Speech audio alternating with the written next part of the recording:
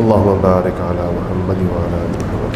ابراہیم وعلی آل ابراہیم انک حمید مجید۔ سن 5 ہجری ہے، ہجرت کا 5واں سال ہے۔ گزشتہ جمعے میں غزوہ مریسیع یا غزوہ بنو مصطلق پر بات ہوئی تھی۔ اس 5 ہجری کا سب سے معرکۃ الآراء تاریخی واقعہ اور غزوہ وہ غزوہ احزاب ہے۔ اس کو غزوہ خندق بھی کہتے ہیں۔ قرآن مجید کی میں پوری صورت ہے سورۃ الاحزاب کے نام سے۔ اللہ جل شانہ نے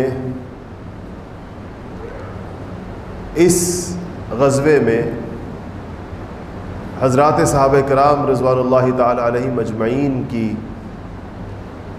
ان کی بہادری و جانثاری کی، ان کی سرفروشی و جام بازی کی بہت تعریف فرمائی ہے۔ اچھا، واقعہ اس کا کچھ یوں شروع ہوتا ہے کہ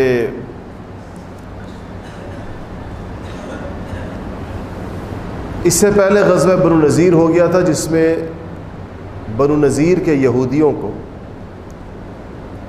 مدینہ منورہ سے نکال دیا گیا تھا، جلا وطن کر دیا گیا تھا۔ اور وہ اس وجہ سے اگرچہ وہ تھے تو اس قابل کہ ان کو قتل کیا جاتا، کیونکہ انہوں نے نبی کریم صلی اللہ علیہ وسلم پر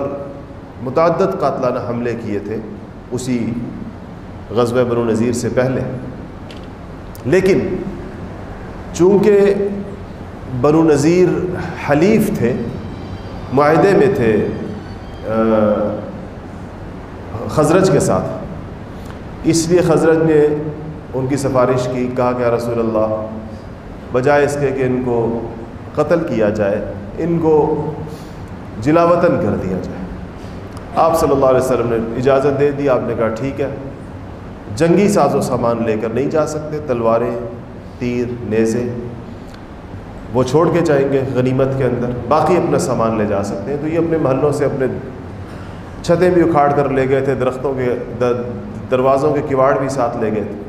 اور خیبر کے پاس جا کر یہ لوگ آباد ہو گئے تھے۔ پھر انہی کے ساتھ دوبارہ غزوہ خیبر ہوا۔ مگر جب یہ مدینہ سے نکل گئے، ان کو مدینہ یاد بڑا آتا تھا، کیونکہ وہاں ان کے باغات، مدینہ کی معیشت ان کے ہاتھ میں تھی۔ آج کے یہود بھی مدینہ سے اپنے اس ذلت و رسوائی والے اخراج کو قبول نہیں کرتے۔ آپ صہیونیوں کا لٹریچر پڑھیں، وہ مدینہ منورہ واپسی کی باتیں کرتے ہیں، حالانکہ 1400 برس بیت گئے ہیں اس بات کو۔ آج بھی ان کے ذہن میں، اور وہ اپنے بچوں کو یہ بات بتاتے ہیں، ان کے تعلیمی نصاب میں یہ چیزیں شامل ہیں کہ مدینہ منورہ سے ہمیں کیسے نکالا گیا تھا، ہمارے گھر کہاں پر تھے، ہمارے باغات کون سے تھے، اور وہ اپنی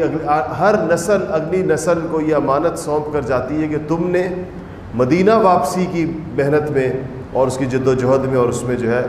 حصہ لینا ہے۔ یہ صہیونی، جس کو صہیونیت کہتے ہیں، یہودیت کی ایک خاص آرتھوڈاکس شکل ہے، اس میں یہ ان کی تعلیمات کا حصہ ہے۔ ان کے بنو نذیر کے جو سردار تھا، اس کا نام حیی تھا، حیی ابن اخطب۔ اخطب اس کے باپ کا نام تھا۔ اور حیی ابن اخطب کا یہ تعارف شاید آپ کو معلوم ہو کہ وہ ام المؤمنین حضرت صفیہ رضی اللہ تعالی عنہ کا باپ ہے۔ تو حیی ابن اخطب نے یہ کیا کہ یہ چلا گیا قریش مکہ کے پاس۔ اس کا اندازہ یہ تھا، دیکھیں یہودیوں کی ذہنیت آج تک ویسی ہے جیسے سینکڑوں سال پہلے تھی۔ اس کا اندازہ یہ تھا کہ اگر مسلمانوں کو مدینہ منورہ سے کوئی نکال سکتا ہے اور مدینہ کے اسلامی مرکز کو اگر کوئی ختم کر سکتا ہے تو وہ قریش مکہ ہے۔ البتہ قریش مکہ شاید اس کام کے لیے تنہا کافی نہ ہو، تو اس نے قریش کے علاوہ دیگر قبائل کو آمادہ کیا اس بات پر کہ وہ قریش کا ساتھ دیں اور مدینہ منورہ پر ایک اتنا بڑا اور زوردار حملہ کیا جائے جو آج سے پہلے کبھی نہیں۔ بنو غطفان بڑے قبائل تھے، ان کی بہت ساری شاخیں تھیں، اور ان کو مسلمانوں اور قریش مکہ، مشرکین مکہ کی لڑائی سے کچھ لینا دینا نہیں تھا۔ ان کو جا کر قائل کیا حیی ابن اخطب نے اور ان سے کہا کہ ہمارے خیبر کے جو نخلستان ہے، صحرا کے اندر جو کھجور کے باغات، یہ کوئی باغ ہو تو اس کو نخلستان کہتے ہیں، کہ خیبر میں جو ہمارے باغات ہیں یہودیوں کے جو بڑے زرخیز ہیں، ہم اس کی آدھی آمدن آپ کو دیا کریں گے۔ بنو غطفان کے لوگوں سے کہا، اور اگر آپ نے مدینہ مسلمانوں سے چھڑا لیا، آپ کا حملہ کامیاب ہو گیا، تو ہمارے مدینہ کے باغات ہمیں واپس مل جائیں گے، اس میں سے بھی آدھی آمدن آپ کو دیں گے۔ آپ لوگ قریش مکہ کے ساتھ، مشرکین مکہ کے ساتھ ہو جائیں اس جنگ کے اندر۔ تو آپ دیکھیں اس سے پہلے 2 جنگیں ہوئی ہیں بڑی مشرکین مکہ کے ساتھ۔ ایک بدر ہوا ہے، بدر میں مشرکین مکہ کی تعداد 1000 تھی۔ اس کے بعد احد ہوا ہے اگلے سال 3 ہجری میں،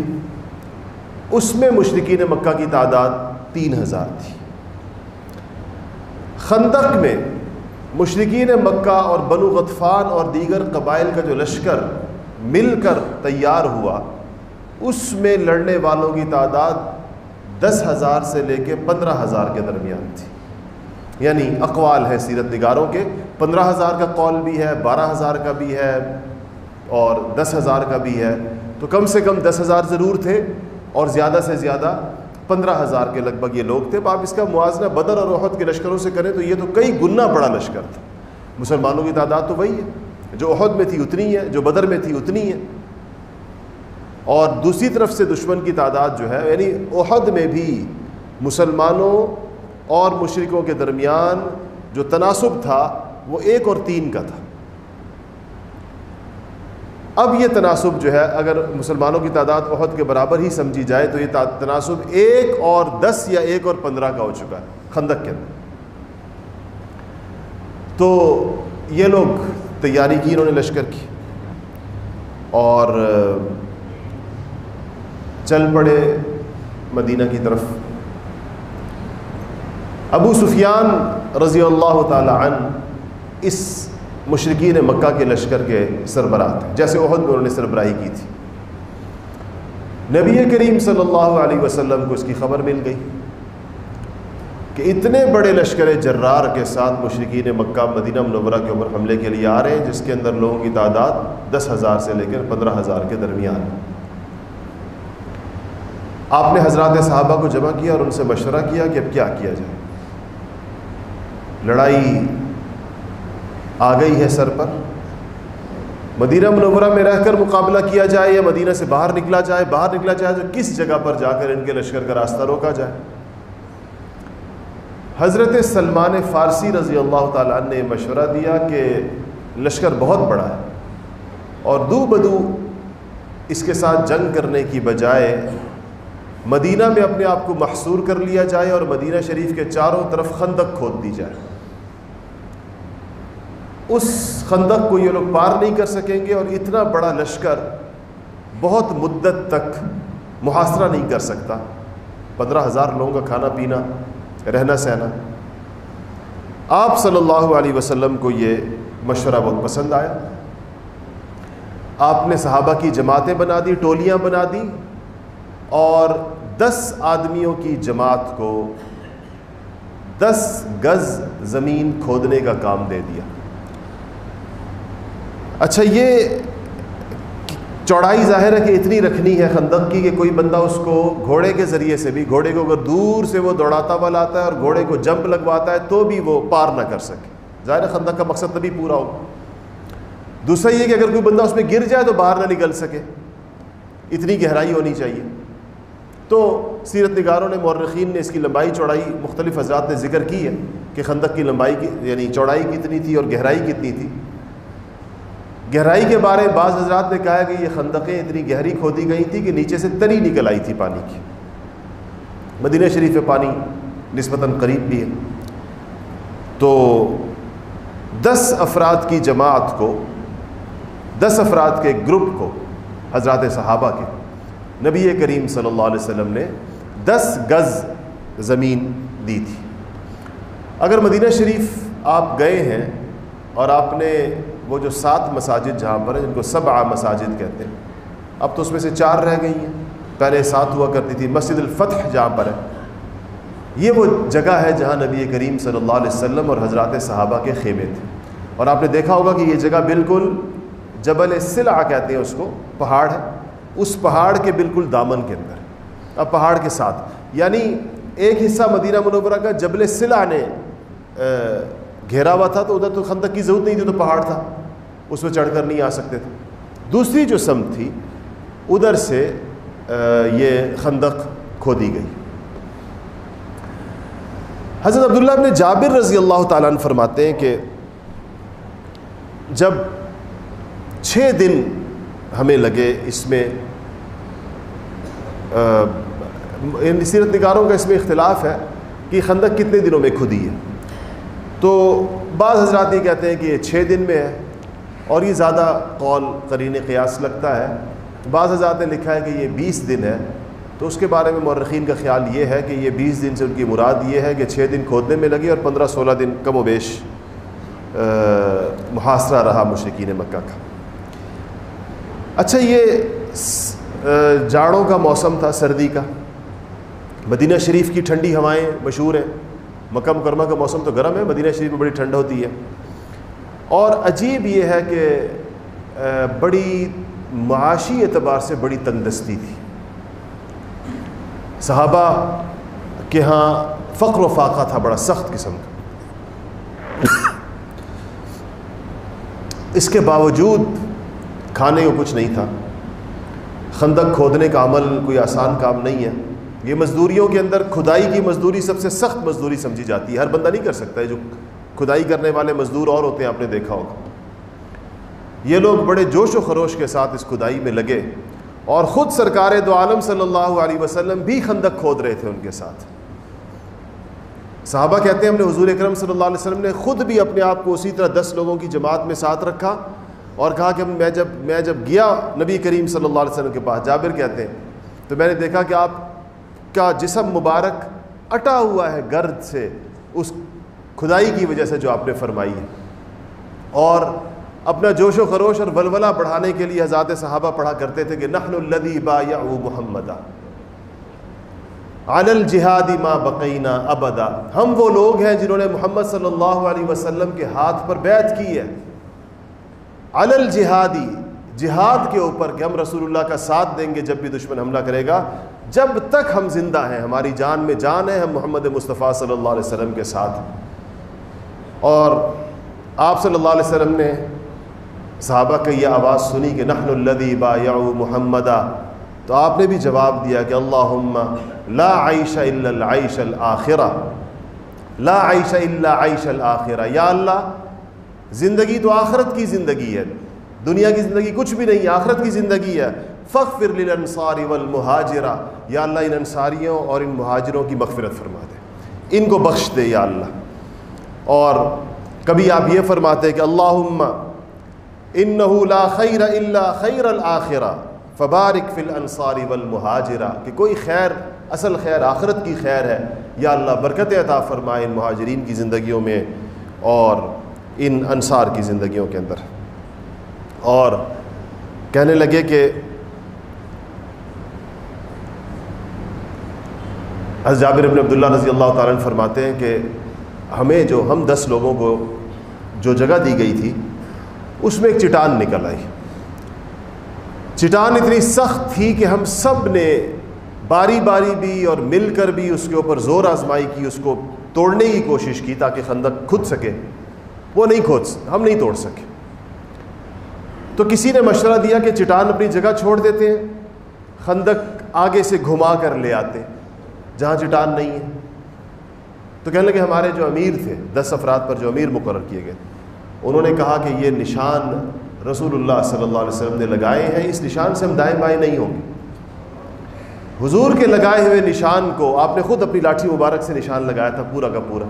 کہ حضور کے مبارک ہاتھوں اور لاٹھی سے لگے ہوئے نشان کو ہم چھوڑ کر کرف لے لیں, یہ ایسے نہیں ہوگا. تو کہتے ہیں, جابر کہتے ہیں کہ میں آ گیا نبی کریم صلی اللہ علیہ وسلم کے پاس جہاں پر آپ خود مشغول تھے. میں نے آ کر ان کو بتایا,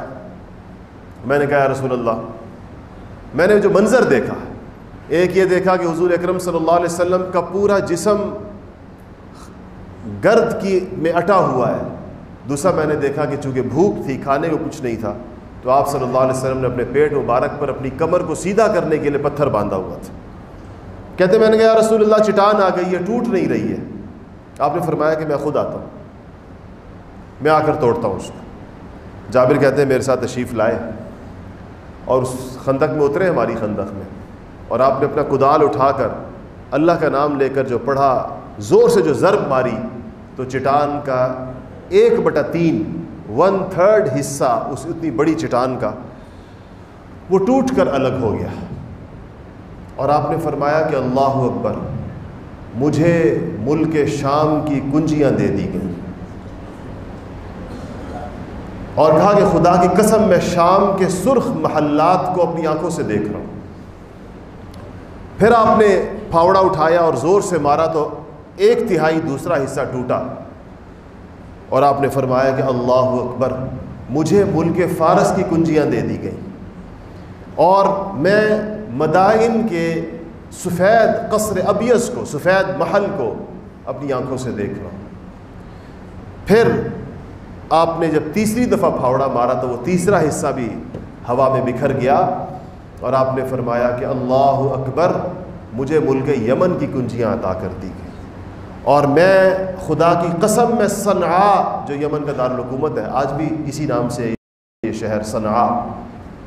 یمن کا کیپٹل, کہا کہ خدا کی قسم میں صنعاء کے دروازوں کو دیکھ رہا ہوں. حضرات صحابہ کو اللہ نے ایسا یقین عطا فرمایا تھا. آپ سچویشن دیکھیں کیا ہے, اتنا بڑا دشمن سامنے پہنچنے والا ہے, ان سے بچنے کے لیے خندق کھودنے کا فیصلہ ہوا ہے, اور کھانے کے لیے اتنا نہیں ہے کہ اتنا کھا لیں حضرات صحابہ اور خود نبی کریم صلی اللہ علیہ وسلم کہ پیٹ میں اتنا کچھ ہو جس سے کمر سیدھی رکھی جا سکے. کیونکہ ہمیں تو خیر اس قسم کی بھوک کا تجربہ ہی نہیں اپنی زندگی میں. مسلسل کئی دن انسان کچھ نہ کھائے تو اس کا پیٹ جو ہے وہ کمر دوہری ہو جاتی ہے, یعنی پیٹ جو ہے وہ کمر کو سیدھا نہیں رکھ پاتا, بیلنس نہیں رہتا پیٹ اور کمر کے درمیان. اتنا کھانے کو نہیں ہے, اتنے سخت قسم کے دشمن کا سامنا ہے, اور نبی کریم صلی اللہ علیہ وسلم کس وقت کی پیشن گوئیاں فرما رہے ہیں کہ ملک یمن کی کنجیاں دے دی گئیں, اور ملک شام کی کنجیاں دے دی گئیں, اور ملک کون سا کہا, فارس کی کنجیاں دے دی گئیں.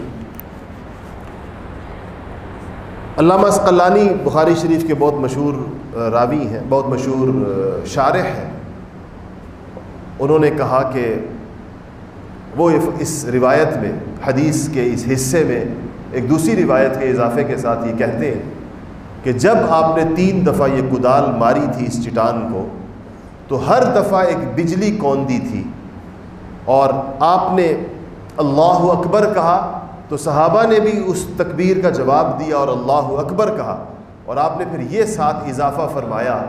کہ مجھے جبرائیل امین نے یہ خبر دی ہے کہ ان ملکوں کو آپ کی امت فتح کرے گی, کیونکہ یہ نبی کریم صلی اللہ علیہ وسلم کی زندگی میں نہیں ہوا تھا. یہ سعادت سیدنا عمر فاروق رضی اللہ تعالیٰ عنہ کے زمانے میں صحابہ کو حاصل ہوئی تھی. خندق کھد گئی اور مشرکین مکہ بھی پہنچ گئے مدینہ کے باہر. تو حضرت ابو سفیان رضی اللہ تعالی عنہ نے جیسے ہی دیکھا کہ سامنے خندق ہے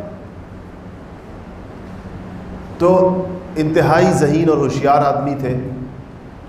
پورا خاندان ہی ذہین لوگوں کا ہے. کہا کہ خدا کی قسم یہ عربوں کا طریقہ نہیں ہے، یہ کسی عجمی کا بتایا ہوا نسخہ ہے، ہم عربوں کی لڑائیاں ایسی نہیں ہو، ہماری لڑائی میں خندق ہم نے کبھی نہیں دیکھی تھی۔ اور بات بھی صحیح تھی، سلمان فارسی عجمی تھے، فارس کے تھے، اور انہوں نے کہا بھی تھا رسول اللہ سے کہ یا رسول اللہ ہمارے ہاں ایسے ہوتا ہے، ہم فارس میں جب ہمیں کسی ایسے دشمن سے سامنا پڑ جائے جو بہت بڑا ہو، تعداد بہت زیادہ ہو، تو ہم اس کی راہ روکنے کے لیے خندق ایک ہوتے ہیں رستے کے اندر۔ تو انہوں نے کہا کہ ابو سفیان نے کہا کہ یہ جو ہے یہ خدا کی قسم یہ عرب چال نہیں ہے، عربوں کی جنگی چال نہیں ہے، کسی عجمی کا بتایا ہوا طریقہ ہے۔ اچھا، مدینہ شریف میں ایک اور چیز ہے، اگر کوئی نقشہ یہاں ہوتا تو میں آپ کو دکھاتا، جس میں سیرتی کتابوں میں یہ سارے نقشے بنائے گئے ہیں کہ جبل سلع کہاں تھا، خندق کہاں سے کھودی گئی تھی، پیچھے کی طرف سے کیا حصار تھا، نبی کریم صلی اللہ علیہ وسلم کا خیمہ مبارک کہاں پر تھا۔ میں نے آپ سے عرض کیا کہ آپ جو مدینہ شریف گئے ہوئے لوگ ہیں،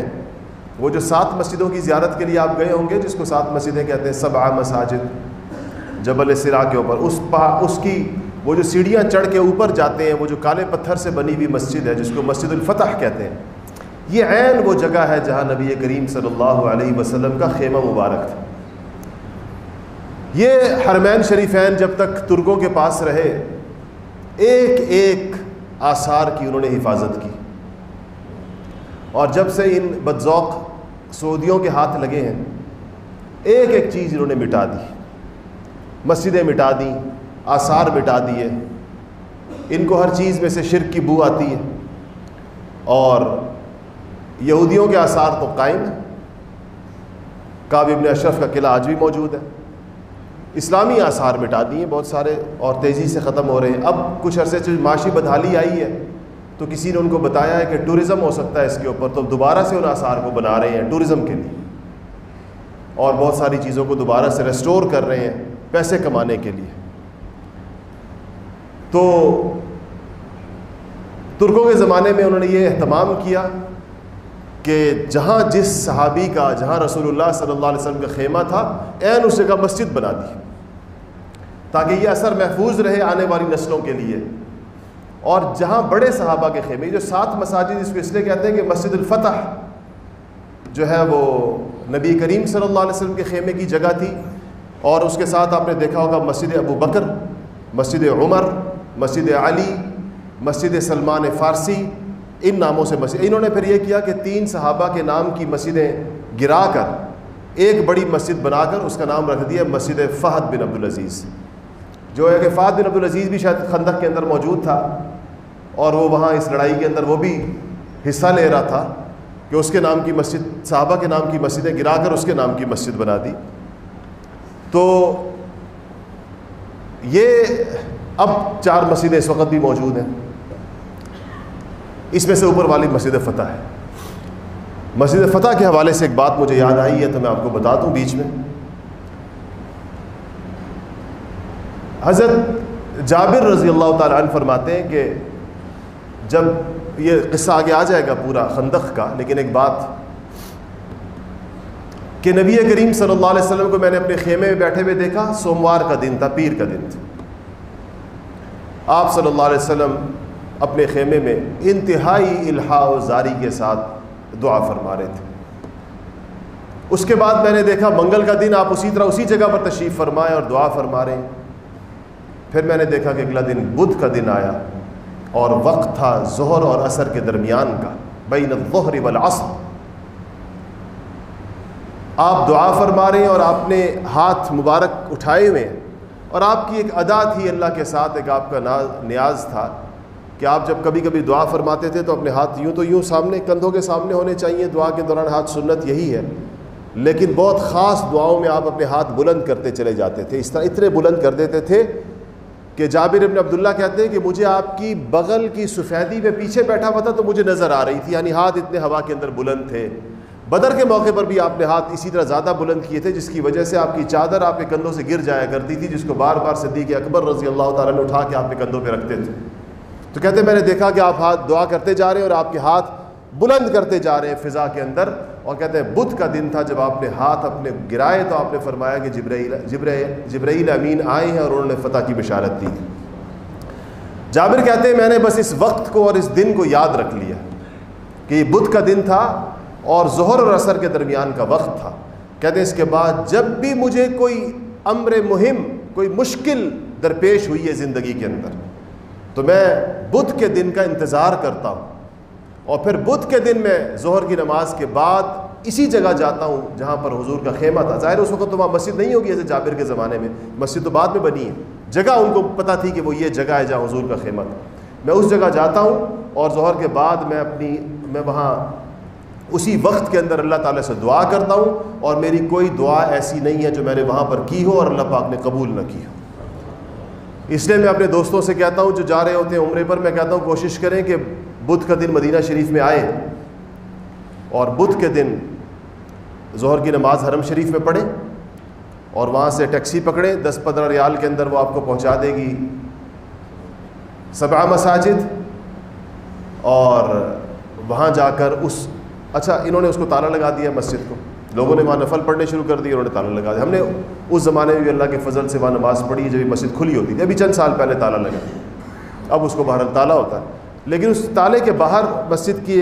ایک کیا کہتے ہیں اس کو، ایک تھڑا سا ہے، کیونکہ وہ سیڑھیاں ہیں نا، 20-25-30 سیڑھیاں چڑھ کے اوپر چڑھتے ہیں مسجد کے لیے، وہ تو ایک طرح سے پہاڑ پہ بنی ہوئی ہے۔ اس تھڑے پر لوگوں نے کسی جانمازیں ڈال دی ہیں، وہاں جا کر آپ 2 رکعت نفل پڑھیں صلاۃ الحاجت، اور پھر اس غزوہ خندق کو ذہن میں یاد رکھتے ہوئے اور نبی کریم صلی اللہ علیہ وسلم کی اس دعا کو اور پھر اللہ تعالیٰ کی طرف سے فتح کی بشارت کو، اپنی مشکلات، اپنی پریشانیاں، اپنی جو دعائیں آپ کو کرنی ہے وہ کریں، انشاءاللہ اللہ تعالیٰ سے امید ہے کہ دعا کو قبول فرمائیں گے۔ اچھا یہ ہوا، وقت 2-3 منٹ رہ گئے کہ حیی ابن اخطب نے ان لوگوں کو جو جمع کیا وہ تو لے آیا۔ ایک قبیلہ اور یہودیوں کا مدینہ منورہ میں تھا جس کا نام بنو قریظہ ہے، یہ اب صرف مدینہ میں رہ گئے تھے۔ 2 قبیلے، معاہدہ تو تینوں سے ہوا تھا، بنو قریظہ سے بھی ہوا تھا، بنو قینقاع سے بھی ہوا تھا، اور بنو نذیر سے بھی ہوا تھا۔ جب آپ مدینہ تشریف لاتے ہیں، جس کو ہماری نصاب کی کتابوں کے اندر میثاق مدینہ کہتے ہیں، معاہدہ تینوں سے ہوا تھا۔ 2 فریق معاہدے کی خلاف ورزی کر کے، معاہدہ توڑ کر بالآخر مدینہ منورہ سے جلا وطن ہو گئے تھے۔ بنو قریظہ رہ گئے تھے، وہ مدینہ میں، یعنی سمجھے کہ وہ مدینہ کی بیک سائڈ کے اوپر رہتے تھے، جہاں سامنے کی طرف خندق کھودی تھی، یہ اس کی پچھلی طرف۔ اس نے یہ جو حیی ابن اخطب تھا، بنو نذیر کا سردار تھا، اس نے اس پر اکتفا نہیں کیا کہ 10-15 ہزار کا لشکر اکٹھا کر کے مدینہ لانے میں کامیاب ہو گیا۔ اس کے دماغ نے ایک اور چال چلی اور اسے سوچا کہ اگر یہ بنو قریظہ کو بھی اٹھا دیا جائے جو یہودی ہیں، اور یہودیوں کے لیے تو کوئی معاہدہ توڑنا، کوئی خلاف ورزی کرنا، قول قرار چھوڑنا کوئی مسئلہ نہیں، تو مسلمان بالکل سینڈوچ بن جائیں گے یہودیوں اور مشرکین مکہ کے درمیان۔ ایک طرف سے مشرکین مکہ بما دیگر بے شمار قبائل، اور دوسری طرف سے یہودی جو معاہدے کے اندر ہیں، اور اس معاہدے کے مطابق وہ بیرونی حملہ آوروں کے خلاف مسلمانوں کی سپورٹ کرنے اور مسلمانوں کی مدد کرنے کے پابند ہیں، ساتھ مل کر لڑنے کے پابند ہیں۔ ان کو اگر اس پر ابھار دیا جائے کہ وہ بھی خلاف ورزی کرے، معاہدے کی، مسلمانوں کے خلاف اعلان جنگ کر دے، تو مسلمانوں کے لیے کوئی صورت نہیں بچے گی۔ اس کے لیے وہ گیا بنو قریظہ کے سردار کے پاس، جس کا نام کعب ابن اسد۔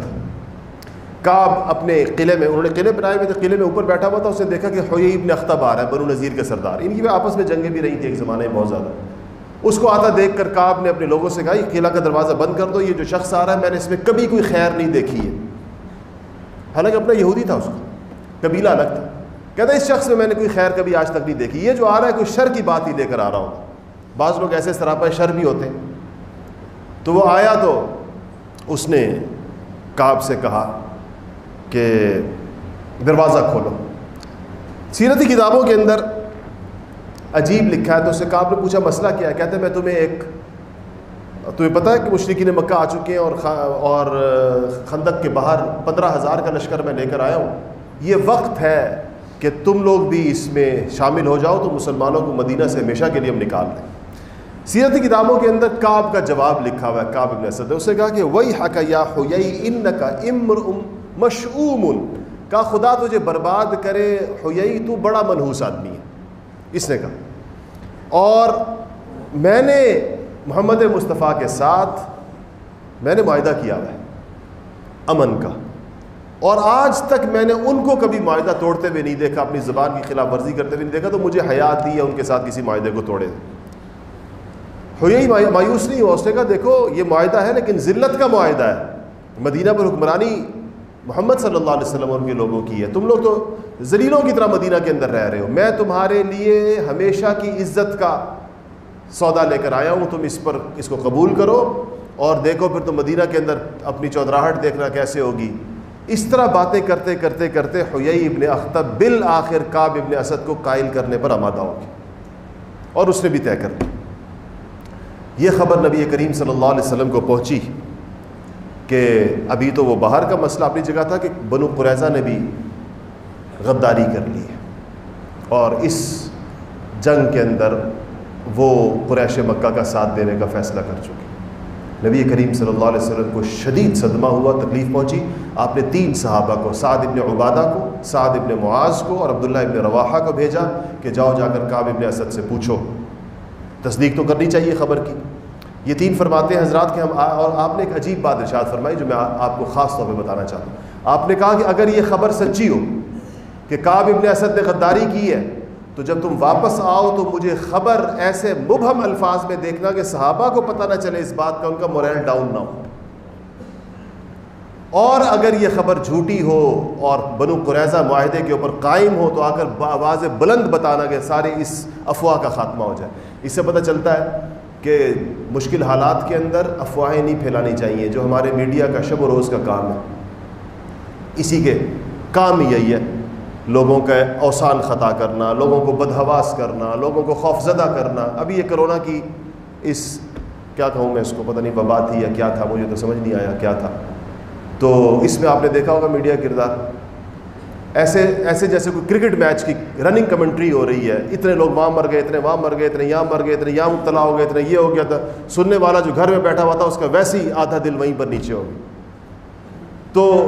ایسے جنگی حالات میں بھی ان کا یہی کام ہوتا ہے، یہ ہر آزمائش کو ایک اپرچونٹی سمجھتے ہیں اپنی ریٹنگ کے لیے، کہ موقع آیا ریٹنگ بڑھاؤ کسی طریقے سے، انسانوں کے اعصاب کی قیمت پر، انسانوں کی جان کی قیمت پر، انسانوں کے کتنا ایک انسان کو یعنی اس کا موریل ڈاؤن کرنا، اس کو بدحواس کرنا کچھ چھوٹی خیر۔ تو یہ لحظات تشریف لائے تینوں۔ کعب ابن اسد بیٹھا ہوا تھا اپنے قلعے میں، آپ نے ان تینوں حضرات نے کہا کہ کعب ہم نے یہ سنا ہے، خبر آئی ہے کہ تم نے غداری کر، تم ہمارے معاہدے کے بارے میں تم نے اس کو توڑنے۔ تو اس نے کہا بڑی بے رخی اور بے مروتی کے ساتھ کہ ان تینوں نے کہا کہ ہمیں محمد صلی اللہ علیہ وسلم نے بھیجا ہے۔ اس نے کہا کون محمد؟ میں تو نہیں جانتا، اور کیسا معاہدہ مجھے نہیں پتہ، کون سا معاہدہ، نہ میں محمد نامی کسی شخصیت کو جانتا ہوں اور نہ میں کسی معاہدے کو جانتا ہوں۔ یہود کے لیے کوئی پینترا بدلنا کوئی مشکل کام تو نہیں۔ یہ صحابہ واپس آئے اور کہا، آپ کو بھی میں نے پچھلے جمعے یا اس سے پچھلے جمعے رعل اور ذکوان کا قصہ سنایا تھا، جو واقعہ ہوا تھا جہاں صحابہ کو دھوکے سے قتل کیا گیا تھا، لے جا کر حضور سے لے جا کر باقاعدہ انہوں نے واپس آ کر ان کا نام لیا قبیلوں کا، کہا کہ آئے رسول، حضور سے کہا یا رسول اللہ بات وہی ہے جو رعل اور ذکوان نے کی، مطلب جس طرح انہوں نے آپ کو، صحابہ کو آپ سے لے جا کر آپ کی پشت میں خنجر گھونپنے کی کوشش کی، یعنی ان کو لے جا کے شہید کر دیا، دھوکہ کیا، غداری کی، یہی کعب ابن اسد نے بھی کیا، یہی بنو قریظہ نے بھی کیا۔ حضور اکرم صلی اللہ علیہ وسلم کو صدمہ ہوا شدید، آپ کے ساتھ آپ نے چادر اپنے، آپ لیٹ گئے اور آپ نے چادر اپنے اوپر اس طرح تان لی پوری کی پوری، اور ادھر سامنے فاقہ چل رہا ہے، سردی چل رہی ہے، ان کا محاصرہ چل رہا ہے، اور پیچھے سے یہ خبر آئی، اس وقت اوپر ہو گیا۔ آج معاف کیجیے گا، انشاءاللہ باقی اگلے جمعے اگر زندگی رہی تو۔ آخر دعوانا الحمدللہ رب العالمین۔